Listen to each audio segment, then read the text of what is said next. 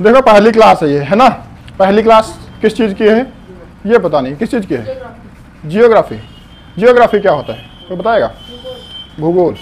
तो भूगोल ही पढ़ना है केवल? बोलो अभी बता दो फटाफट, हम भूगोल ही चालू कर देंगे, है ना। तो सीधे हम आ जाते हैं पृथ्वी पर और बताने लगते हैं पहाड़ पठार नदियाँ खत्म कर देते हैं। भूगोल मतलब इतना ही, भूगोल मतलब पृथ्वी।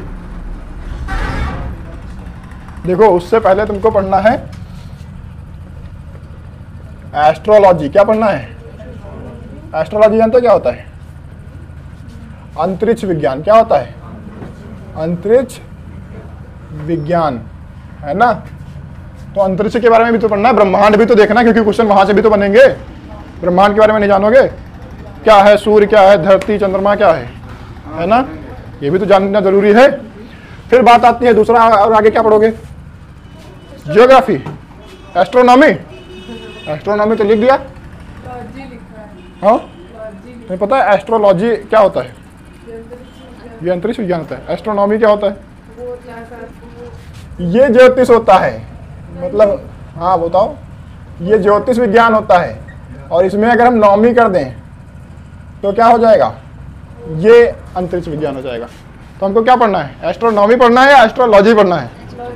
हाँ मतलब कुछ भी पढ़ाओ, कुछ भी कहते जाओ, सब सही है, सब क्या है? जय माता दी, सब जय माता दी है। तो हमको पढ़ना क्या है? एस्ट्रोनॉमी पढ़ना है या एस्ट्रोलॉजी पढ़ना है? एस्ट्रोलॉजी पढ़ना है। सब ज्योतिष बनेंगे यहाँ पे, ला दिखाएं, वो बताना। ऐसा होता है ना, ज्योतिष वाले होते हैं, कहते हैं पैसा बहुत तुम्हारे पास है, इनकम के स्रोत बहुत हैं, पर टिकता नहीं है, बीमारियां तुमको ग्रसित करेंगी, पूरा परिवार तुम्हारा बीमारी में ग्रसित है। हाँ 500 रुपये पुजाओ और सब ठीक हो जाएगा। तो इनको सबको वही बनना है, एस्ट्रोलॉजिस्ट बनना है ना। तो एस्ट्रोलॉजी बता, वो देखो ऐसी ही बातें बताते हैं, कहते बहुत दुखी रहते हो। कौन दुखी नहीं है? कहते अंदर से तुम बहुत शुद्ध आत्मा हो, सबके प्रति तुम्हारे अंदर बहुत प्रेम भाव है। कौन कहेगा कि हम बहुत खच्चर टाइप के आदमी हैं, जिसको देखते हैं उसे चिढ़ जाते हैं? कुछ सोचता है अपने मन में, अपने बारे में? सब यही सोचते हैं कि यार हम तो बिल्कुल सही आदमी हैं, दूसरे के प्रति कितना ही स्नेह रखते हैं, भले ही वो अंदर अंदर जल रहा हो, पर जैसे सामने वाला कहेगा तो अंदर आएगा तो यार है तो हम सही बात कह रहा है ना, बहुत अच्छे हैं हम, है ना। तो ज्योतिष ऐसी कॉमन चीजें बताता है जो सही सब में होती है, सबके पास होती हैं। सबके पास समस्याएं, कहेगा बहुत तुम समस्याओं से घिरे हो, बीमारियां तुम्हारे घर में ग्रसित हैं, बीमारियों से ग्रसित हो तुम सब लोग। सभी लोग, ऐसा कौन है जो आज के समय बीमार ना हो, जिसके घर में कोई एक बीमार ना होता हो? कोई होएगा ही नहीं। किसी के घर में बहुत रेयर केस है जो कोई ऐसा कह दे कि हमारे घर में कोई बीमार नहीं है। एक होगा कोई ना कोई जिसका परमानेंट इलाज चल ही रहा होगा। कहेगा इनकम बहुत है पर बीमारियों की वजह से सारा चला जाता, टिकता नहीं, पैसा आता तो है पर टिकता नहीं। कॉमन सी बात बताएगा जो वो होता है। तो वो ज्योतिष है। देखो ज्योतिष सिखाया तुमको, अगर आगे ज्योतिष बनना हो तो बस सीखना। अरे किसी का हाथ देखो तो सबसे पहले तुमको वो गजब वाला एक्सप्रेशन देना, अरे ये तुम्हारा शनि गड़बड़ है, 5,000 रुपये लगेंगे, 5,001 रुपये का तुमको पहुंचाना पड़ेगा, है ना। ये एक्सप्रेशन थोड़ा 2-4 सीखने पड़ेंगे, बताते रहेंगे आगे। तो तुमको पढ़ना क्या है अभी? बोलो, एस्ट्रोनॉमी पढ़ना है या एस्ट्रोलॉजी पढ़ना है? बोलो। फायदे वाली पढ़ना है, सबको एस्ट्रोलॉजी पढ़ना है, एस्ट्रोनॉमी कोई नहीं पढ़ना चाहता, है ना। क्या पढ़ोगे? एस्ट्रोनॉमी पढ़ोगे, है ना। अंतरिक्ष विज्ञान हम लोग पढ़ेंगे। तुमको पता है ज्योतिष लोग होते हैं नक्षत्र तक पढ़ते होते हैं, है ना। कहते हैं ग्रह नक्षत्र तुम्हारे खराब है, तो वो ग्रह पढ़े होते हैं, नक्षत्र पढ़े होते हैं, बस उतना ही। उसके आगे उनको नहीं पता होता। कभी ये नहीं सुना होगा कहते हो कि तुम्हारा तारामंडल खराब चल रहा है, सुना है? कभी नहीं कहेंगे तुम्हारी आकाश गंगा खराब चल रही है, कभी कहा है? सुना ही नहीं होगा किसी से। यही कहेंगे तुम्हारे नक्षत्र खराब चल रहे हैं, तुम्हारे ग्रह दशा खराब चल रही है, क्योंकि उससे आगे पढ़े नहीं होते हैं। तुम लोग पढ़ोगे उसके आगे भी, है ना। तो तुम बड़े वाले क्या बनोगे? एस्ट्रोलॉजिस्ट, ज्योतिष शास्त्री, है ना। आप बताओ, अब जियोग्राफी बढ़ा दे डायरेक्ट? हाँ, और भी कुछ है? हाँ, अभी जियोलॉजी भी तो है। क्या है? हाँ, जियोलॉजी। जियोलॉजी क्या होता है? जियोग्राफी तो बात की बात है ना। इसे कहते हैं पृथ्वी विज्ञान। क्या कहते हैं? पृथ्वी विज्ञान। ये भी पढ़ना, पृथ्वी की आंतरिक संरचना कैसी है, कैसे ज्वालामुखी वगैरह बनते हैं, कैसे भूकंप आता है, ये सारी चीजें, है ना। प्लेटें क्या हैं, कैसे हिमालय जैसे पहाड़ बन जाते हैं और निरंतर बढ़ते रहते हैं, है ना। सतपुरा की पहाड़ी कैसे क्या है, भ्रंश घाटियाँ क्या होती हैं, अंदर का पूरा पढ़ना है। तुमने सुना होगा सियाल सीमा निफे टाइप का, है ना, हाई स्कूल वगैरह में तब होता था, है ना। तो ये वो वाला पढ़ना है। तो ये भी तो जरूरी है, क्योंकि क्वेश्चन यहाँ से भी आएंगे। बोलो हाँ, ऐसे बोला करो तो अच्छा लगे। हाँ नहीं करना, हाँ करना है। अब पढ़ना है तुमको जियोग्राफी। क्या पढ़ना है? जिसकी रट तुम लोग पहले से लगाए थे कि सर जी जियोग्राफी पढ़ना है। जियोग्राफी सबसे लास्ट में आएगा, है ना? तब तुम पढ़ोगे आराम आराम से, जिसको तुम जानते हो, जिसके बारे में तुम परिचित हो। इसे कहते हैं भूगोल। क्या कहेंगे? हाँ, ये तुमको पढ़ना है। दुनिया कहती, दुनिया को बहुत बाद में पता लगा कि पृथ्वी गोल है। हमारे यहाँ बहुत पहले से पता लगा था कि पृथ्वी गोल है। दुनिया के बहुत बड़े बड़े क्या कहते हैं भूगोलवेत्ता जो थे, उन्होंने कहा कि कुछ ने कहा कि पृथ्वी चपटी है, कुछ ने कहा गोल है, किसी ने कहा चौकोर है, किसी ने कहा समुद्र के पार जाओगे तो पृथ्वी का अंत हो जाएगा। लेकिन हमारे यहाँ पहले बता दिया गया था कि पृथ्वी कैसी है? भूगोल है। भू कैसा है? गोल है। पहले बता दिया गया था कि पृथ्वी कैसी है? गोल है। तो सबसे बड़े साइंटिस्ट कौन? हम लोग। और हमको इतनी इज्जत नहीं दी जाती, कहते हैं कि तुम लोग क्या। हमारे यहाँ पहले बता दिया गया था कि हमारे यहाँ एक विष्णु जी के अवतार हुए थे जिनका नाम था वराह। क्या नाम था? वराह। और उन्होंने बता दिया था कि वराह ने अपने दांतों पर पूरी पृथ्वी को उठा रखा है। और जितनी भी मूर्तियां हमारे यहाँ हैं वो यही दिखाती हैं कि दांतों पर ऐसे गोल पृथ्वी रखी हुई है, जो पृथ्वी की एग्जैक्ट बिल्कुल बना देती है चित्र की ऐसी पृथ्वी है। और सब लोग क्या कहते हैं कि बड़े बड़े टालमी कॉपरनिकस फलाने ढमकाने आए और उन्होंने कहा कि हमने बताया है कि क्या है, पृथ्वी का आकार कैसा है, संकेंद्रीय है, सूर्य केंद्रीय कैसा। हमने पहले बताया। देखो ये कहते थे, पहले बताया कि पृथ्वी जो है एक जगह रुकी हुई है, सूर्य चक्कर लगा रहा है। कोई आया कि कहा सूर्य रुका हुआ है, पृथ्वी चक्कर लगा रही है। हमारे यहाँ पहले से बता दिया गया था कि सूर्य भी किसी का चक्कर लगा रहा है और पृथ्वी किसी का चक्कर लगा रही है। हमने बता दिया पृथ्वी सूर्य का चक्कर लगा रही है और सूर्य किसी और चीज का चक्कर लगा रहा है। ये नहीं बताया किसका चक्कर लगा रहा है, सब बता देंगे, सब जान नहीं जाओगे, फिर ज्ञाता हो जाओगे, तुम भी ज्ञानी हो जाओगे। तो सब नहीं बताया, इतना बता दिया कि सूर्य भी किसी चीज का चक्कर लगा रहा है। तो बड़े ज्ञानी कौन? हम लोग, है ना? तो इतनी सारी चीजें पढ़ेंगे। और भी चीजें हैं, टोपोग्राफी वगैरह उतना नहीं पढ़ाएंगे क्योंकि तुम्हारे सिलेबस से रिलेटेड उतना है नहीं। टोपोग्राफी वगैरह आएगा नहीं। मैप वाली क्लास में थोड़ा बहुत टोपोग्राफी तुमको हम बताते रहते हैं और भी बताते रहेंगे, है ना? तो यहाँ से तुम्हारा कवर हो जाएगा। तो अब हम लोग शुरुआत कहाँ से करेंगे? एस्ट्रोनॉमी से। कहाँ से शुरुआत करेंगे? एस्ट्रोनॉमी से। तो मिटा दें, इसकी कोई लिखने की जरूरत थी ही नहीं, है ना? चलो बताओ, एस्ट्रोनॉमी में तुम लोग क्या जानते हो? अंतरिक्ष विज्ञान की अगर बात करें तो अंतरिक्ष में जब तुम जाओगे, कोई लोग जाओगे? नहीं। अरे हाँ, ज्यादा ऊपर हो गया, दिख नहीं रहा है। बताओ, अंतरिक्ष में नहीं जाओगे? कह रहे नहीं जाएंगे। कोई लोग नहीं जाओगे? बोलो। कोशिश करेंगे जानने की, है ना? और कोशिश करने वालों की कभी हार नहीं होती। तो क्या हम लोग हारेंगे? हम लोग तो वैसा भी नहीं हारेंगे, हम लोग योद्धा टाइप के लोग हैं। हारना तो हमने सीखा ही नहीं है। क्या होती है हार? पता नहीं क्या होता है, कुछ होता होगा, हमने पता ही नहीं, तो जीत के मानेंगे, है ना? तो अंतरिक्ष विज्ञान पढ़ेंगे। तो अंतरिक्ष में जब तुम जाओगे तो तुम्हें क्या दिखेगा वहां पे? हाँ, क्या दिखेगा वहां पे? हाँ बताओ बताओ, तेज बोलो। तारे। सब काला दिखेगा, चारों तरफ काला ही काला दिखेगा। क्यों? कोई बता सकता है चारों अंतरिक्ष में जाने पर काला काला क्यों दिखेगा सब? काहे? सूरज तो वही है।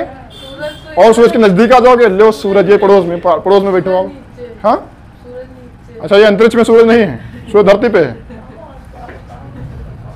जिन लोगों का है अपना तो क्या ही उम्मीद कर सकते हैं, अपना अपना उनका है, तो उनसे इतनी ही उम्मीद कर सकते हैं कि सूरज धरती पे है और अंतरिक्ष में सूरज नहीं मिलेगा।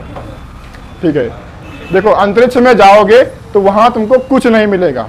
हालांकि होंगे सूरज, होंगे और ग्रह होंगे, बहुत बड़े और बहुत बड़े बड़े और भी पिंड होंगे, आकाशीय पिंड वहां पे घूम रहे होंगे, पर उनके बीच में जो होता है ना, जो धरती पे मिलता है लेकिन वहां नहीं मिलेगा। यहाँ मिलता है हवाएं, यहाँ मिलती हैं गैस, और गैसों में होते हैं छोटे छोटे अणु, और वहां तुमको ना हवाएं मिलेंगी और ना ही गैस मिलेगा। मतलब पूरा का पूरा वैक्यूम होगा, निर्वात होगा, और निर्वात में कुछ भी नहीं होता। निर्वात का मतलब ये तो जहाँ पे कुछ ना हो। तो पिंड होंगे, आकाशीय पिंड, मान लिया ये इधर सूरज है और ये इधर पृथ्वी है, इसके बीच में कुछ नहीं है। अच्छा, ब्लैक क्यों दिखेगा? क्योंकि प्रकाश को चलने के लिए किसी ना किसी माध्यम की आवश्यकता होती है। हिला दो तुम हिला ही दो, बाद में सारे काम होंगे। खुश हो? हमने हिलाया नहीं। देखो, पृथ्वी और सूर्य के बीच में कुछ नहीं होता है, वहां प्रकाश इसलिए नहीं दिखता क्योंकि निर्वात में प्रकाश चल ही नहीं सकता। प्रकाश को चलने के लिए किसी न किसी माध्यम की आवश्यकता होती है। चलेगा पर दिखेगा नहीं वहां पे, क्योंकि हवा, गैस, धूल कण कुछ भी नहीं होता है, इसलिए हमको वहां पे कुछ भी नहीं दिखता है। सीधे तुमको दूर कहीं सूरज दिखेगा और दूर कहीं बड़े बड़े ग्रह दिखेंगे, उसके बीच में सब काला काला दिखेगा। ठीक है, बात समझ में आई? तुमने देखा होगा, तुम कभी तुम लोगों ने ऐसे सवाल नहीं किया, लेकिन ऐसा होता है, रात में कभी किसी ने टॉर्च लगाई है ऊपर ऐसे, तो तुमको रास्ते में टॉर्च का पूरा प्रकाश दिखता है ना? तो तुम लोगों ने ये क्वेश्चन नहीं किया कि सर यहाँ तो दिखता है बीच का, यहाँ तो प्रकाश दिखता है, क्योंकि यहाँ पे सब है, यहाँ गैसें हैं, धूल कण हैं, गैसों के अणु हैं, तो बीच में दिखेगा प्रकाश, क्योंकि उन्हीं से टकरा रहा है, तो प्रकाश नहीं दिख रहा है, उसके वो अणु दिख रहे हैं, उसके वो कण दिख रहे हैं, धूल कण दिख रहे हैं तुमको, क्योंकि प्रकाश जिस चीज से टकराता है वही चीज हमें दिखती है, ना कि प्रकाश हमें दिखता है। प्रकाश का कोई भी रंग नहीं है, उसे तुम देख नहीं सकते, जिस चीज से टकराएगा उसे तुमको दिखाएगा। बात समझे? बात समझ आई? ये वाला वहां पे कुछ है नहीं तो वहां पे दिखेगा नहीं। अच्छा, यहीं से एक शब्द आता है, एक क्वेश्चन और आता है ध्वनि का। तो तुमसे पूछा जाए कि अंतरिक्ष में अगर तुम बोलोगे तो कितनी दूर खड़े आदमी तक सुनाई दे सकता है? बोलो। निर्वात में सुनाई ही नहीं देगा, कान में बोलोगे तब भी नहीं सुनाई देगा। क्यों? क्योंकि ध्वनि को ट्रैवल करने के लिए किसी ना किसी एक माध्यम की आवश्यकता होती है, और वहां पे कोई माध्यम नहीं है जिससे वो वेव्स क्या करें, हाँ, ट्रैवल करें।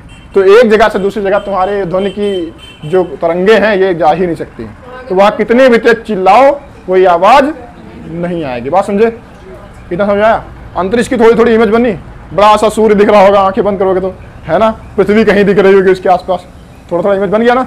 अब बात करते हैं, और थोड़ा आंखें बंद करो, सोचो और क्या दिख रहा है।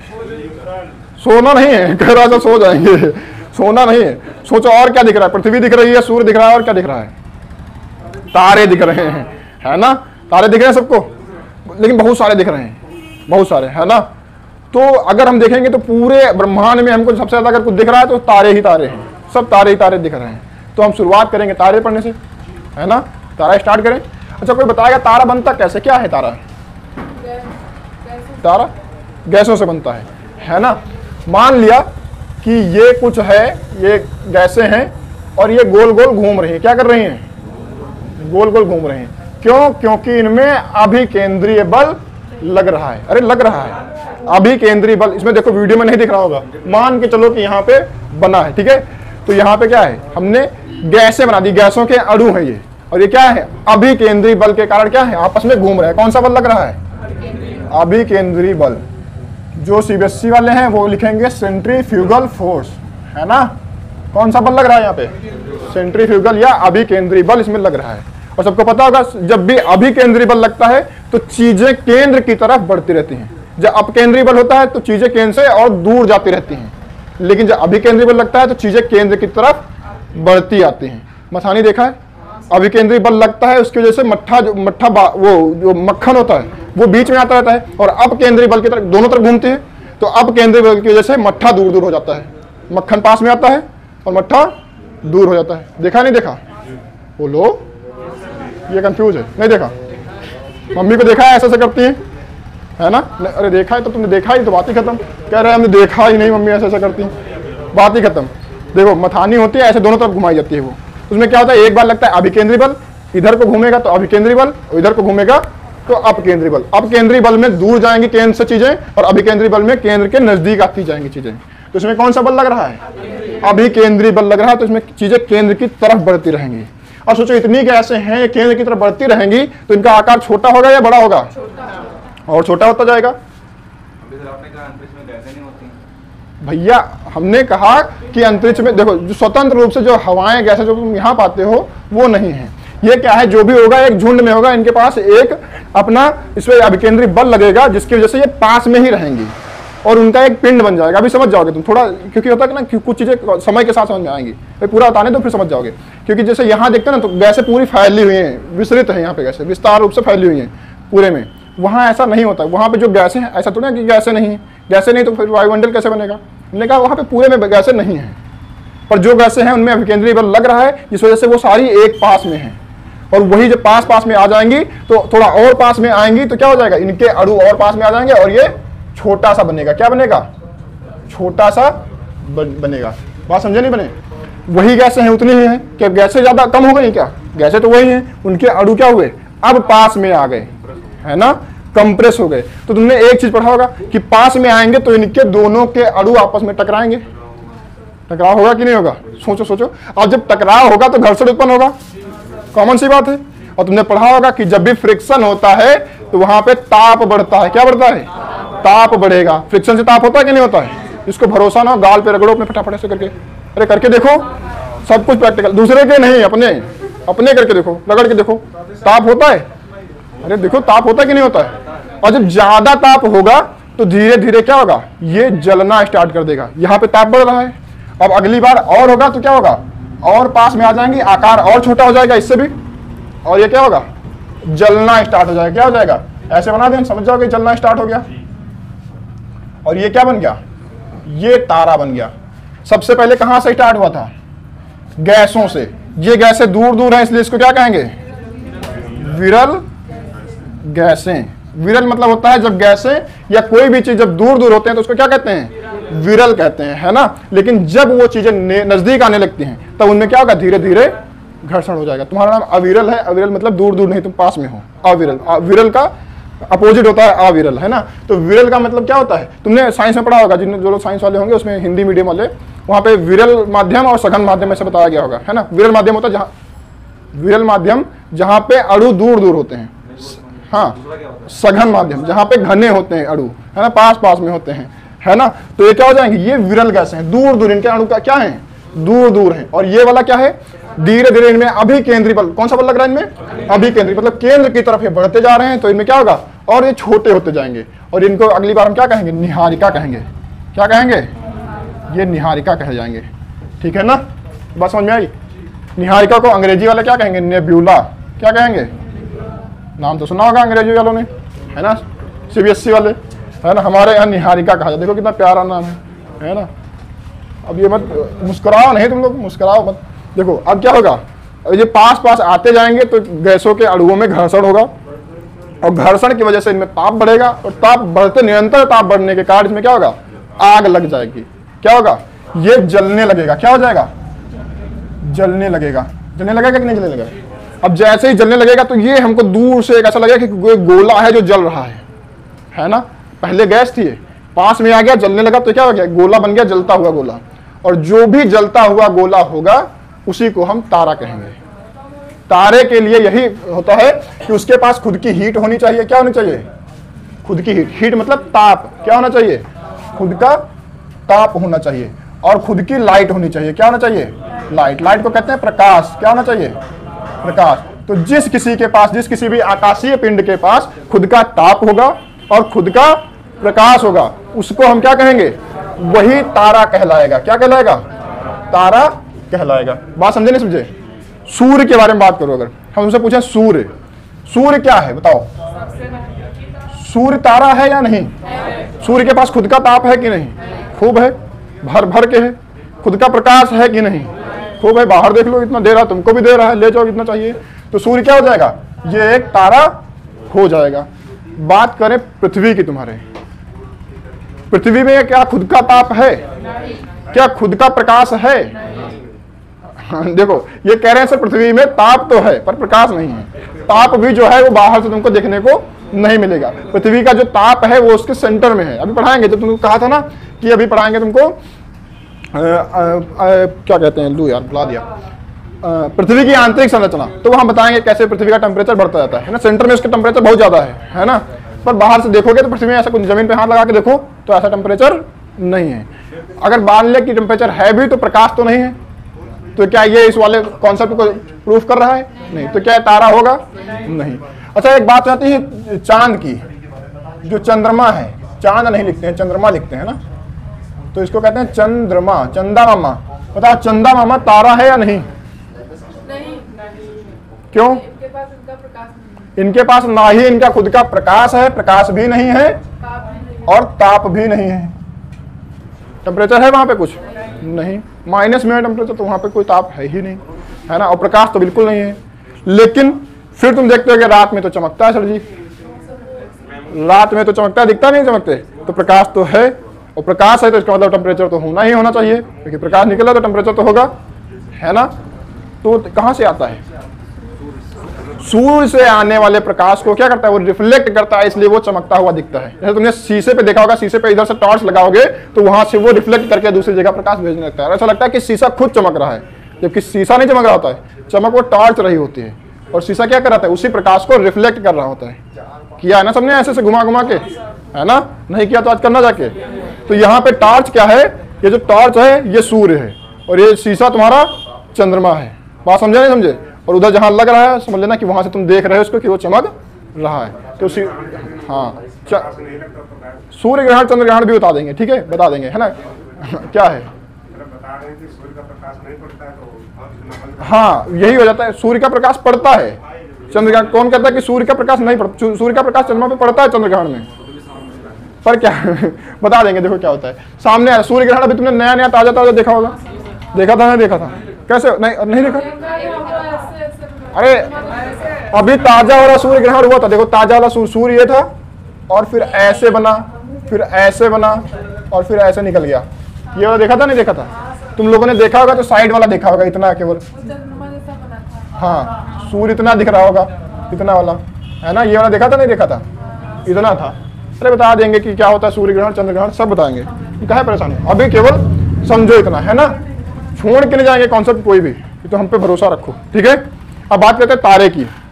तो तारा क्या है? तारा एक ऐसा आकाशीय पिंड है जो जल रहा है, उसमें कुछ गैसें हैं जिनमें फ्रिक्शन हो रहा है, घर्षण हो रहा है, जिसकी वजह से वो गैसें जलने लगती हैं और उनमें ताप और प्रकाश दोनों आ जाता है। बात समझ में आई? अब इसमें क्या है जो जल रहा है? ये नेबुला से आगे बढ़कर के क्या बन गया? ये एक स्टार बन गया। ये क्या बन गया? तारा बन गया, है ना?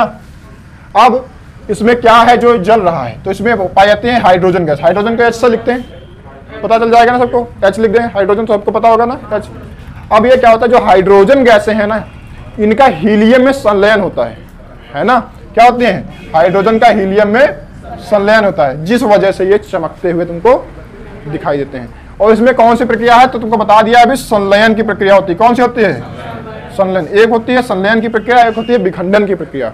तो अगर इनमें बाई चांस विखंडन हो जाता, विखंडन की प्रक्रिया, तो भी प्रकाश निकलता, तो भी ताप निकलता, लेकिन तब ये जल्दी से ही खत्म हो जाते और इतना लंबा समय तक जलते नहीं रहते। तुम्हें पता सूर्य भी एक तारा है और सूर्य की उम्र लगभग 10 अरब साल है और 4.5 अरब साल ये जी चुका है, मतलब आधी उम्र ये जी चुका है। समझे नहीं समझे? तो इतने सालों तक चल रहा है। क्यों? क्योंकि इसमें नाभिकीय संलयन हो रहा है। अगर नाभिकीय विखंडन हो रहा होता तो अब तक इसका ये हाइड्रोजन खत्म हो चुका होता। बात समझे नहीं समझे? बहुत जल्दी खत्म हो जाता। तुमने परमाणु बम देखा होगा, किसने किसने परमाणु बम देखा है? मुंडी तो सबने हिलाई थी। हमने कहा तुमने परमाणु बम देखा है? तुमने कहा हाँ। किसी ने नहीं देखा, पर सुने तो होगे ना। तो परमाणु बम जो होता है उसमें भी क्या होता है? नाभिकीय विखंडन होता है। क्या होता है? नाभिकीय विखंडन होता है। मतलब एक बार में फटेगा, सारी एनर्जी जितना भी लाइट है, हीट है, सब एक बार में निकाल देगा और खत्म। ठीक है? तो अगर सूर्य में भी नाभिकीय विखंडन हो रहा था तो सूर्य भी एक बार में बहुत तेज फटता और खत्म हो जाता। एक बार में जितनी गर्मी निकलनी थी, जितना ताप निकलना था, प्रकाश निकलना था, निकलता और खत्म हो जाता। लेकिन वहां पे क्या हो रहा है? नाभिकीय संलयन की प्रक्रिया हो रही है, जिस वजह से वो लगातार जलता हुआ दिखाई देता है। बात समझे नहीं समझे? अब तुम बताओ हमको, जैसे तुम देखो गैसें हैं, दूर दूर हैं, थोड़ा पास में आई नेबुला हो गई। अब इनको जो तुम छुओगे नेबुला को तो मुलायम सा दिखेगा। मान लो गैसों का झुंड है, उसमें तुम उंगली लगा रहे हो तो मुलायम सा होगा कि नहीं होगा? अब ये क्या हो गया? अब ये तारा बन गया और पास में आ गई तो और थोड़ा टाइट हो गया होगा, कम मुलायम लगेगा। इसको ऐसे समझो, चावल की बोरी देखिए, सबके घर में चावल होगा। कोई लोग डिब्बे में रखते होंगे, जो सीबीएसई वाले वो डिब्बे में रखते हैं, हमारे यहाँ बोरी में रखा जाता है ना? तो हाँ, बोरी वाले देखो, समझो, डिब्बे वाले भी समझ सकते हो, है ना? तो क्या होगा? डिब्बे में चावल रखा होता है, उसमें क्या उंगली लगाओगे तो क्या होगा? आराम से उंगली इसके अंदर चली जाएगी, मुलायम मुलायम सा लगेगा।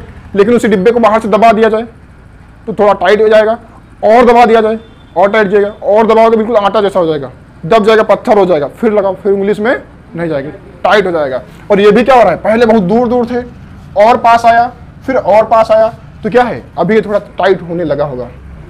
तो गैसों की भी अवस्थाएं होती है, हर पदार्थ की अपनी अवस्थाएं होती हैं। पदार्थ की अवस्थाएं सबको पता है? कितनी अवस्थाएं होती है पदार्थ की? 3 अवस्थाएं होती है। बताओ कौन कौन सी? वैसे 3 होती हैं, वैसे 4 होती हैं। ये ऊपर का मिटा रहे हैं, ठीक है? यहीं पे बताएंगे तुमको, है ना? चलो बताओ। देखो मान लिया ये पहले गैस थी, देखो गैस से स्टार्ट करते हैं। देखो इधर बातें मत करो।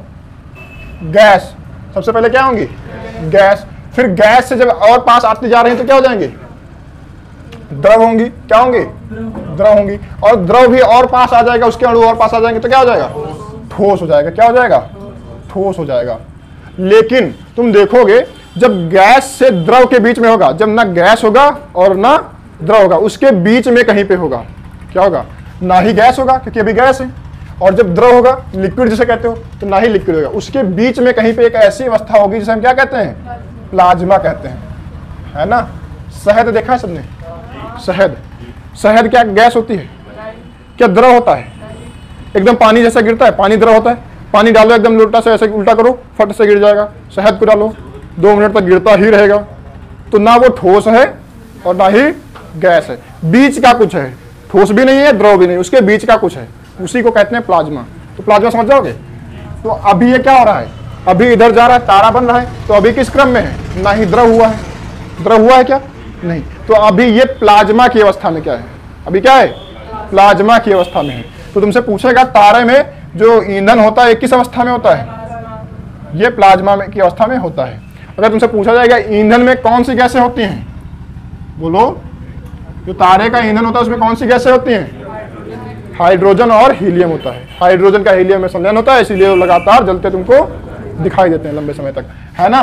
तो अभी नया नया जलना स्टार्ट हुआ है, तो इसकी पूरी एनर्जी इसके पास है। जितना भी ईंधन था, इसका ईंधन अभी क्या है? पूरा 100% ईंधन इसके पास है कि नहीं? बोलो।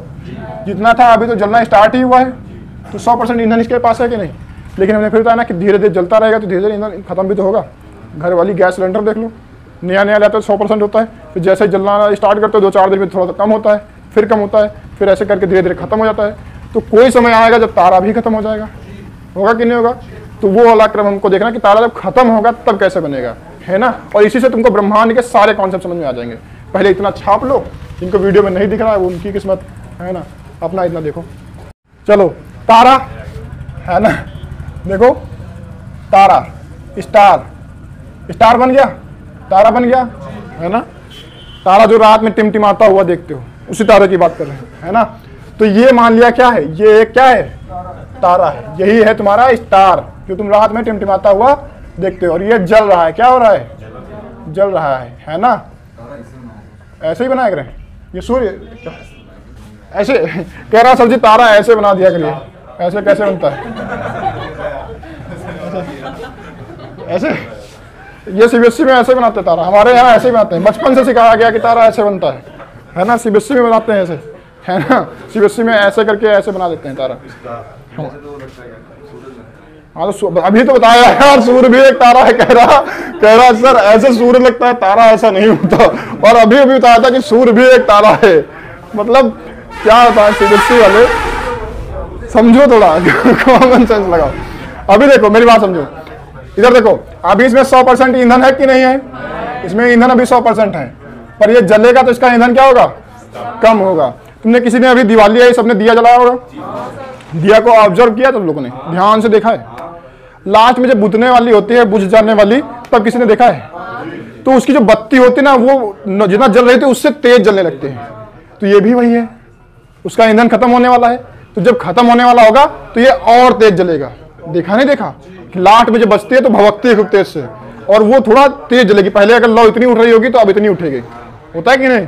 तो बढ़ जाएगा। तो ये तारा भी जब खत्म होने की कगार पे आएगा तो इसका आकार क्या होगा? बढ़ जाएगा, है ना। तो तारा तो रहेगा नहीं, इसका आकार बढ़ जाएगा, इससे कुछ बड़ा हो जाएगा। क्या हो जाएगा? इससे बड़ा हो जाएगा। इसे क्या कहते हैं बताएगा कोई? इसे कहते हैं लाल दानव। क्या कहते हैं? इसे लाल दानव कहते हैं। हिंदी में देखो हम लोग ऐसा ही नाम रखते हैं। अब थोड़ा बड़ा हो गया, भड़कने लगा, तो हमने राक्षस नाम रख दिया, बड़का वाला राक्षस, है ना। बताओ वो सीबीएसई वाले क्या रखेंगे? अंग्रेजी मीडियम, बताओ उनका भी तो कुछ नाम होना चाहिए ना, वो भी तो कुछ रखेंगे। रेड राक्षस, है ना। क्या रखेंगे? Red giant. हाँ देखो ये बताया, ये है सीबीएसई वाला, तो क्या बन जाएगा? Red giant. मतलब वही है, ठीक है, तरीके अलग अलग है, नाम वही है, ठीक है। तो ये बन गया क्या? रेड जायंट बन गया, लाल दानव बन गया। मतलब बड़ा दिखने लगा तो दानव हो गया, अरे खा जाएगा, नुकसान तुम्हारे लिए जो पहुंचाएगा उसको तुम राक्षस ही कहोगे। क्योंकि अभी सूर्य जितनी ताप से जल रहा है, तुमको बराबर एनर्जी मिल रही है, ऊर्जा मिल रही है, तभी गर्मी में परेशान हो जाते हो। सोचो और बड़ा हो जाए तो तुम कहोगे अब ये सूर्य भगवान नहीं हो गए, अब ये राक्षस हो गए हैं, है ना। अभी सूर्य भगवान है, तब सूर्य राक्षस हो जाएंगे तुम्हारे लिए जब बड़ा हो जाएगा, है ना। क्योंकि तब क्या करेगा? तो बाहर निकलोगे, तुम्हारे आराम से खूब बाल वाल टे के जेल वेल लगा के, और जैसे ही बाहर निकले धुआं उठेगा, बाल गायब, ठीक है। बात समझे नहीं समझे? तो तुम्हारे लिए फिर सूर्य भगवान नहीं रहेंगे, फिर क्या हो जाएगा, राक्षस हो जाएगा, है ना। इसीलिए इसका हमने नाम क्या रख दिया, रेड जायंट या लाल दानव। अभी इसमें ईंधन कितना बचा है, मात्र 10% ईंधन बचा है। कितना बचा है, 10% इसका ईंधन बचा है, क्योंकि जल तो अभी भी रहा है। इसका मतलब ये पूरा तो खत्म नहीं हुआ ईंधन, क्योंकि पूरा खत्म हो जाएगा तो क्या हो जाएगा, बोलो, पूरा बंद, बेकार, खत्म, टाटा बाय बाय हो जाएगा कि नहीं हो जाएगा, क्योंकि अभी भी इसमें बचा है, इसीलिए तो जल रहा है ये। लेकिन लास्ट में 10% बचा है। लेकिन फिर क्या होगा, तुमने देखा होगा, तुमने जो दिया जलाई है ना, उसमें जब वो जल जाती है उसके बाद में बुझ जाती है, थोड़ा जब बुझेगी तो उसके बाद में भी लाल लाल कुछ दिखता रहता है। क्या पूरा उसका ईंधन खत्म हो गया है? अगर पूरा खत्म हो गया तो लाल लाल दिखता भी नहीं, बत्ती उसकी लाल लाल दिखती रहती है। तो ये भी जब पूरा खत्म हो जाएगा ना, उसके बाद में भी लाल लाल जलता रहेगा, पिंड ऐसे तुमको लाल लाल दिखेगा, कोयले के जैसा कि जल रहा है, कुछ हाँ अंगारा जैसा बचा रह गया है ना। तो उसे वो क्या रहेगा, वो थोड़ा छोटा हो जाएगा, क्योंकि उतना बड़ा तो दिखेगा नहीं, क्योंकि बत्ती देखो जब लास्ट में बुझ जाती है, पूरी बुझेगी, उसके बाद में थोड़ा जो रह जाता है वो बहुत कम रह जाता है, थोड़ा वो दिखता है। तो इसका आकार भी क्या हो जाएगा, छोटा हो जाएगा कि नहीं हो जाएगा, आकार इसका छोटा हो जाएगा।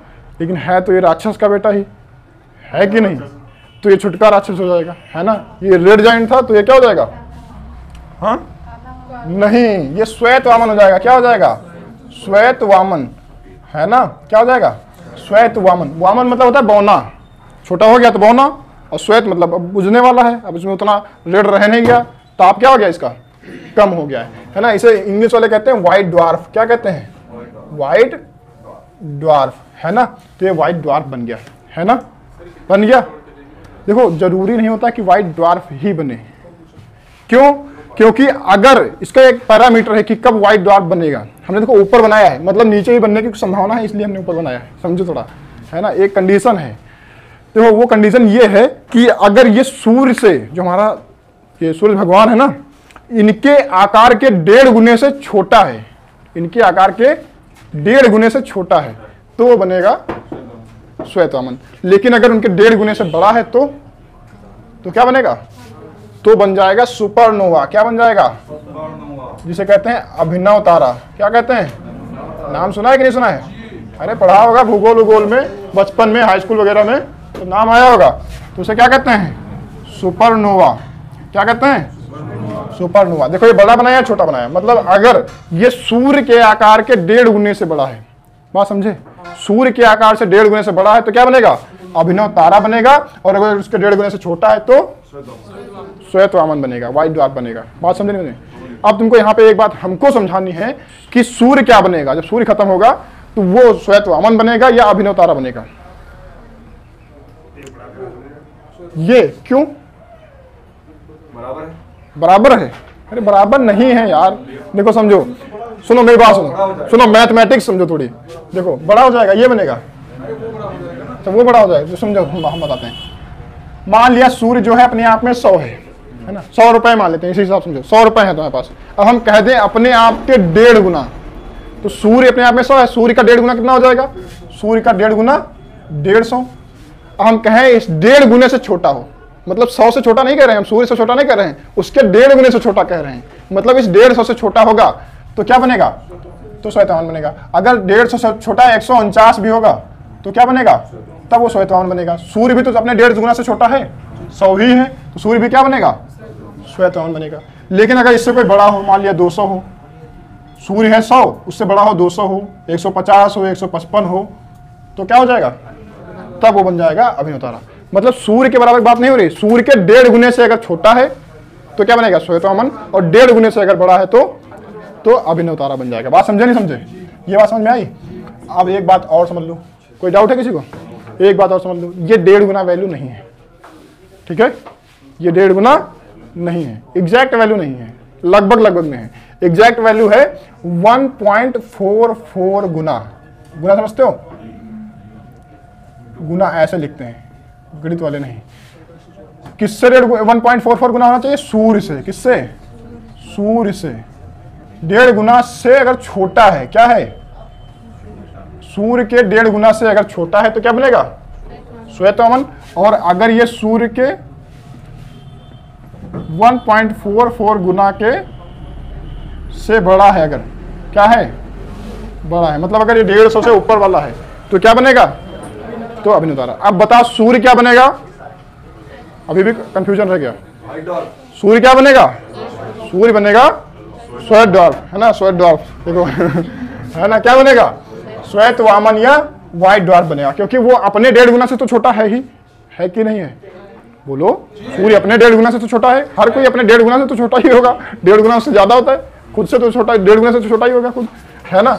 तो सूर्य क्या बन जाएगा? व्हाइट ड्वार्फ बन जाएगा, है ना। लेकिन अगर सूर्य के 1.5 गुना से बड़ा है कोई तारा तो अभिनव तारा बन जाएगा। बात समझे क्या हमसे?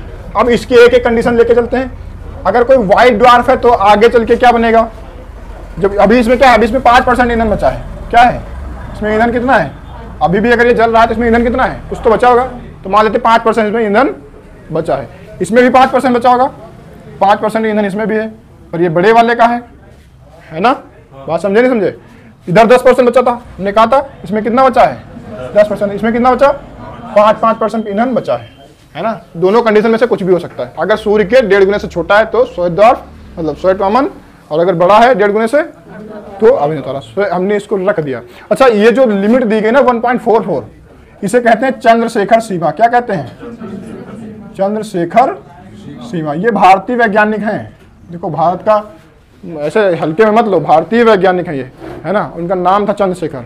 उन्होंने ही बताया था कि कितना छोटा और कितना बड़ा। तो उन्होंने बता दिया कि अगर सूर्य के आकार से 1.44 गुना छोटा है तो श्वेत वामन बनेगा, और अगर सूर्य के आकार के 1.44 गुना से बड़ा है तो अभिनव तारा बन जाएगा। उनका नाम था चंद्रशेखर, इसीलिए इस लिमिट को नाम ही दे दिया गया, क्या? चंद्रशेखर सीमा। तो तुमसे अगर कोई चंद्रशेखर सीमा पूछेगा तो बता दोगे? हो जाएगा। अब बात करते हैं व्हाइट ड्वार्फ। व्हाइट ड्वार्फ में 5% ईंधन बचा है। अगर ये भी खत्म हो जाए, ये भी तो खत्म होएगा ना कभी कभी, जब ये भी खत्म हो जाएगा तो क्या बनेगा? ये केवल वो पिंड बचेगा अंदर का, बाकी आग इसकी खत्म हो जाएगी। तो ये बिल्कुल काला काला दिखेगा क्योंकि आग तो खत्म हो गई। कैसा हो जाएगा? हिला लो, तो पूरा जी भर के हिलाओ। कौन है ये? सुनो, अच्छा कोई बात नहीं, लड़ो मत। मतलब हमको जैसे ही ये लोग आपस में लड़ने लगती ना जिज्जी लोग, तो हमको एक वीडियो है वो चुटैया पकड़ के मार करने वाला, हमको डर लगने लगता यही ना होने लगे। ठीक है, देखो इधर देखो। अब व्हाइट ड्वार्फ है, जब इसका पूरा ईंधन खत्म हो जाएगा तो क्या बनेगा? अगर व्हाइट ड्वार्फ पूरा ईंधन खत्म हो गया तो एकदम काला हो जाएगा, करिया भुजंग जैसा हो जाएगा कि नहीं हो जाएगा? तो क्या हो जाएगा? ये काला वामन हो जाएगा। क्या हो जाएगा? काला वामन। क्या हो जाएगा? इसी को कहते हैं ब्लैक ड्वार्फ। क्या कहते हैं? Black dwarf. क्या कहेंगे?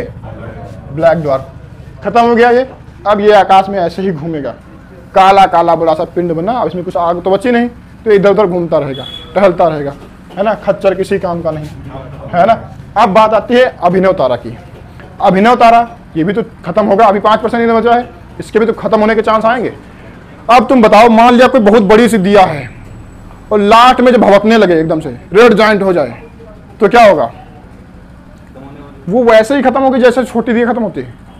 नहीं, वो जब एकदम से भभकेगी ना, बहुत ज्यादा आग होगी तो फटेगी, उसकी बत्ती जो है वो फट जाएगी। ये क्या होगा? विस्फोट होगा। तो ये अभिनव तारा कोई तारा ना होकर के ये एक विस्फोट का नाम है। सुपरनोवा क्या है? ये एक विस्फोट का नाम है। क्या नाम है? ये एक तारा नहीं है, ये विस्फोट होने वाली घटना। एकदम से फटेगा तो फटने वाली कंडीशन, तुमने फोटो क्लिक कर ली वैसे, है ना। बात समझो मेरी, एकदम से फट गया, है ना। तो तुम क्या कह सकते हो? ये इधर चीथड़े उड़ गए इसके चारों तरफ, चीथड़े उड़ गए इसके, ठीक है, फट गया। और जब फट जाएगा बहुत सारे छोटे छोटे टुकड़े निकलेंगे, वो किसी काम के नहीं, आकाश में घूमते छोटे छोटे पिंडों के रूप में वो जाने जाएंगे। पर कोई एक पिंड बचेगा जो बड़ा रह जाएगा। बचेगा कि नहीं बचेगा? उस पिंड को क्या कहेंगे बताओ? हाँ, उल्का पिंड। क्या बात है, उल्का पिंड तो सारे हैं ना, जितने भी छोटे छोटे निकले वो सारे उल्का पिंड हैं। हाँ नहीं, न्यूट्रॉन कहते हैं, क्योंकि ईंधन खत्म हो गया, न्यूट्रल हो गया। न्यूट्रल मतलब क्या? जो खत्म, वो क्या कहा जाएगा? वो हो जाएगा न्यूट्रॉन। क्या हो जाएगा? न्यूट्रॉन तारा। क्या कहा जाएगा? न्यूट्रॉन स्टार कहा जाएगा, है ना। हिंदी वाले ऐसे लिख लेना, न्यूट्रॉन ही कहते हैं। क्या कहते हैं? न्यूट्रॉन तारा कहा जाएगा, ठीक है। एकदम से एक बड़ा बचेगा। लेकिन तुम देख रहे हो कि इसमें वो वाली प्रक्रिया हो रही थी, अभी केंद्रीय बल लग रहा था, घूम रहा था, बड़ा था, धीरे धीरे घूमेगा। अब छोटा हो गया, स्पीड बढ़ जाएगी नहीं बढ़ जाएगी? और स्पीड से घूमेगा। तो लगातार निरंतर अब केंद्रीय बल लगने के कारण ये भी छोटा ही हो रहा है। तो अभी न्यूट्रॉन बनेगा तो थोड़ा बड़ा बनेगा। क्या बनेगा? इससे थोड़ा छोटा होगा, पर ये कुछ तो रहेगा ना। मान लिया इतना बड़ा बना, ये क्या बना? न्यूट्रॉन बन गया। क्या बन गया? न्यूट्रॉन बन गया, है ना, ये न्यूट्रॉन बन गया। लेकिन घूम तो अभी भी रहा है, अभी छोटा होगा तो और स्पीड में घूमेगा, और जितना ये निरंतर घूमता जाएगा उतना और छोटा होता जाएगा। होगा कि नहीं होगा? तो ये और छोटा होगा, आगे प्रक्रिया इसकी बदल जाएगी, इतना बड़ा बचेगा, उससे और छोटा होगा तो इतना बड़ा बचेगा, लेकिन उससे भी छोटा हो जाएगा तब और छोटा बचेगा। लेकिन सोचो, जितना इसके पास थी वहां तुम्हारे पास विरल गैसें जितनी थी वो सारी उतनी ही तो है, वो तो खत्म नहीं हुई, वही अणुकण है उसके, है कि नहीं? इसको कहते हैं न्यूट्रॉन, इसका नाम होता है पल्सर। क्या होता है? पल्सर, इसे कहते हैं पल्सर। बात समझे कि नहीं समझे? अब ये और छोटा हो गया है तो स्पीड और बढ़ जाएगी। बोलो, कोई मोटा हाथी जैसा हो, उसको घुमाओ तो आराम आराम से मचक मचक के घूमेगा, ऐसे कि नहीं? और छोटा कुत्ता हो, कुत्ता को देखा अपनी पूंछ की तरफ जब वो देखता है तो ऐसे से घूमता रहता है, ऐसे से बड़ी स्पीड में चक्कर लगाता रहता है ना? देखा कि नहीं देखा? अरे हंस रहे हो तुम लोग, अरे देखा है कि नहीं देखा? आराम से कितनी स्पीड में घूमता है। हाथी को घूमना हो, मचक मचक के घूमेगा, है ना? तो ये छोटा हो गया, स्पीड में घूमेगा कि नहीं घूमेगा? इसकी स्पीड निरंतर बढ़ती जाएगी। तो तुमसे पूछेगा सबसे ज्यादा तेज स्पीड किसकी होगी? पल्सर की होगी। और स्पीड तेज होते होते और ये छोटा होता जाएगा, जितना ये अभिकेंद्री बल इसमें लग रहा है, जितना घूमता जाएगा उतना और छोटा होता जाएगा, है ना? तो इसको कहेंगे क्वेसर। क्या कहेंगे? क्वेसर। इसे क्या कहेंगे? क्वेसर। ये क्वेसर हो जाएगा, है ना? लेकिन ये घूम तो अभी भी रहा है ना? ये और घूमेगा और घूमेगा और घूमेगा। मतलब सोचो, इतना बड़ा जो बहुत बड़ा विशाल का है, सूर्य से भी बड़ा होता था, और वो क्या हो गया? टूट कर घूम घूम के खत्म नहीं हुआ, वही घूम घूम के क्या हो गया? एकदम छोटा हो गया। तो इतना घना हो जाएगा ना कि सोचो, इतना पूरे सूर्य के वजन सोच लो, वो घूम के दब दबा के इतना छोटा हो जाए कि एक फुटबॉल जितना बचे। तो क्या उसका वेट कम हो जाएगा? उस फुटबॉल का वेट उस सूर्य के बराबर होगा। उसमें से एक चम्मच मिट्टी निकालो, सोचो कितना, एक चम्मच की मिट्टी वजन कितना होगा? सूर्य के जितना बड़ा था और दब के कितना बचा? फुटबॉल जितना। तो वेट तो उतना ही रहेगा, बस दब गया। ये तुम ऐसे समझो कि तुम्हारे पास एक कागज का डिब्बा होता है, वो डिब्बा होता नहीं है, वो क्यूब वाला जो डिब्बा होता है, उसको फूला होता है, बड़ा होता है, पिचका दो और छोटा हो जाएगा, और दबा दो और छोटा हो जाएगा, उसको और दबा दो लात वात से करके तो और छोटा हो जाएगा। हो जाता है कि नहीं हो जाता है? वही सिस्टम है, ये और छोटा जा रहा है, लेकिन क्या उसका वेट कम हुआ? वेट अभी भी वही है। तो ये बन जाएगा, इसको क्या कहते हैं? Black hole. इसे क्या कहेंगे? Black hole. इसे क्या कहेंगे? हाँ, तो ये ब्लैक होल, इसको हिंदी इंग्लिश में दोनों लोग, सब लोग यही जानते होंगे, है ना? ब्लैक होल के ही नाम से। तो इंग्लिश में लिखने की जरूरत है? लिख तो दिया, अब क्या जरूरत है? इंग्लिश में ही तो लिखा है ना? ये क्या है? यही है ब्लैक होल। क्या है? यही है ब्लैक होल। अच्छा, अब बताओ, इनमें सबसे ज्यादा स्पीड किसकी होगी? ब्लैक होल की। एकदम घूम रहा होगा करके स्पीड में, स्पीड से हाँ, समझो घूम रहा है कि नहीं घूम रहा? इमेजिन करो, स्पीड में घूम रहा है। अब स्पीड में जब घूम रहा है तो उसके आसपास थोड़ी हवा फेंकेगा, क्योंकि जब भी तुमने देखा होगा पंखा घूमता है उसके आसपास हवा फेंकने लगता है। हेलीकॉप्टर देखो, पंखा घूमता है, हवा फेंकता है कि नहीं फेंकता? है ना? तो ये भी घूम रहा है तो एकदम से हवा फेंकेगा, आसपास गैसें खिंचाएंगी उसकी तरफ, खींच लेगा। अब क्या होगा? इसके चारों तरफ गैसें खिंचाएंगी, और ये घूम रहा है, इसकी वजह से इसके आसपास की गैसें भी इसके आसपास घूमने लगेंगी। घूमने लगेंगी नहीं घूमने लगेंगी? बोलो, घूमने लगेंगी। कॉमन सी बात है, आसपास गैसें घूमेंगी। इतनी स्पीड से घूम रहा है कि उतनी स्पीड से गैसें भी घूमेंगी, और जब गैसें उतनी स्पीड से घूमेंगी तो फिर उनके अणु टकराएंगे आपस में, और जब फिर टकराएंगे तो फिर गैसें वो जलने लगेंगी। लेकिन ये नहीं जलेगा, इसके आसपास गैसें जलेंगी। तो तुमने जब भी ब्लैक होल देखा होगा, उसके चारों तरफ एक आग का गोला दिखता है। तुम्हें देखा कि नहीं देखा? ब्लैक होल होगा, बीच में काला काला दिख रहा होगा, उसके चारों तरफ एक गोला जल रहा होगा, उसे कहते हैं रिंग ऑफ फायर। क्या कहते हैं? Ring of fire. नाम सुना है कि नहीं सुना है? हाँ, वो आग का छल्ला बन जाता है। क्या बन जाता है? आग का छल्ला। क्यों? क्योंकि इतनी स्पीड से घूम रहा है ना, क्योंकि उसके आसपास की सारी गैसें भी उतनी स्पीड से घूमने लगती हैं, और जब ज्यादा स्पीड से घूमेंगी तो गैसों के अणु आपस में फ्रिक्शन होगा, और जब फ्रिक्शन होगा तो वो भी जलने लगेगा। तो आसपास वो चीजें जलती हुई उसको नजर आती हैं। पर ये काला जो तुम्हारा ये बन गया ना ब्लैक होल, ये नहीं चल रहा है, क्योंकि इसमें ईंधन खत्म हो चुका है, उसके आसपास की गैसें जल रही हैं। बात समझ में आई? ये इतना ज्यादा ठोस हो चुका होता है कि ये अब टूट नहीं सकता, इसको कोई तोड़, क्योंकि अभी भी घूम रहा है और छोटा होने की कोशिश कर रहा है। लेकिन एक लिमिट होती है ना कि किससे ज्यादा कितना छोटा हो जाओगे, उसके बाद फिर तुम छोटा नहीं हो सकते। मतलब उसके अभी केंद्र की तरफ अभी भी बल लग रहा है, लेकिन मजबूरी वश और छोटा नहीं हो सकता, क्योंकि उससे छोटा होने की संभावना ही नहीं है। लिमिट होगी है कि कहाँ तक छोटा होगा, अब नहीं, अब उसमें गैप नहीं बचा कुछ, तो पूरा छोटा हो गया। कितना ठोस होगा ये तुम सोचो। एक चिम्मच मिट्टी भी उसकी अगर निकालोगे ना तो तुम्हारे यहाँ 100 हाथियों के बराबर वेट होगा। हमने कहा मान लो कि निकाल लिया, कह रहे सर एक चिम्मच निकलेगी कैसे, इतना मजबूत होता है। हाँ, चिम्मच टेढ़ा हो जाएगा, चिम्मच टेढ़ा रहेगा, चिम्मच घुसेगा ही नहीं इसके अंदर। बात समझो मेरी, अगर एक चिम्मच बराबर की भी मिट्टी होगी तो तुम्हारे यहाँ 100 हाथियों के बराबर वेट रखेगी, है ना, क्योंकि बहुत बड़े आकाशीय पिंड वो दब दबा के इतना बचा है। बात समझ रहे हो कि नहीं समझ रहे हो? सोचो, वही आकाशीय पिंड ब्लैक होल आकर के किसी ग्रह से टकरा जाए, क्या होगा ग्रह का? सत्यानाश हो जाएगा, ग्रह में कुछ बचेगा ही नहीं, उसमें स्क्रैच भी नहीं आएगी। समझ रहे हो? स्क्रैच भी नहीं आएगी, तोड़ फाड़ के निकल जाएगा। सोचो अगर पृथ्वी की तरफ आ जाए तो तोड़ फाड़ के निकल जाएगा, पृथ्वी के पता भी नहीं लगेगा, उसको स्क्रैच भी नहीं आएगी, रोक भी नहीं सकते। हमारे यहाँ उल्का पिंड आते हैं जो भारी भरकम आते हैं और जो हमको लगता है कि संभावना है नीचे आ जाएगा और नुकसान पहुंचाएगा, तो हमने मिसाइल सिस्टम इतना डेवलप कर रखा है कि उसको हम आकाश में ही फोड़ सकते हैं, उड़ा सकते हैं, है ना। लेकिन अगर सोचो उधर से ब्लैक होल आके गिरने लगे तो रखी रह जाएंगी तुम्हारी सारी मिसाइलें, कोई उपाय ही नहीं है बचने का, है ना। तो तुम सब लोग घर से निकला करो, सोच के निकला करो, वापस जाने की संभावना कम है। कब आ जाए ब्लैक होल पृथ्वी की तरफ से ये सू करता हुआ और कब तुम्हारी खोपड़ी पे गिर जाए। सोचो, एक इतना बराबर सा, एक मतलब तुम सोचो, एक वो होता है ना कंचा, कंचा खेला सबने, बताओ सीबीएसई में क्या कहते हैं कंचे को? हाँ, वो तो अपने यहाँ कहते हैं यार, झिल्ला उसको अपने यहाँ कहते हैं। सीबीएसई अंग्रेज वाले बताओ यार को लोग। हाँ, मार्बल, हाँ ये देखो बताया होता है। तो मान लो, सोचो सीबीएसई वालों के सर पे मार्बल गिरे, वो है ना छोटा। हमारे लोगों के नहीं, ब्लैक होल नहीं गिरेगा हमारे लोगों को, वो कंचा नहीं गिरता है, कंचा हम लोग खेलते हैं। मार्बल तुम लोगों के मान लिया सर पे गिर जाए तो अरे मान लो गिर गया ठीक है, अरे अभी भी नहीं माना, चलो अच्छा ठीक है, तुम्हारे सर पर गया, तुम्हारे पड़ोस में सामने से गिरा तो सीधे गिरेगा और धरती को चीरता हुआ निकल जाएगा। हाँ, तुम बच जाओगे, लेकिन तुम्हारे बचने की संभावना फिर भी नहीं है। पता क्यों? क्योंकि ना इतना छोटा सा होगा, धरती को चीर के निकल जाएगा, छोटा सा सुराख ही तो होगा।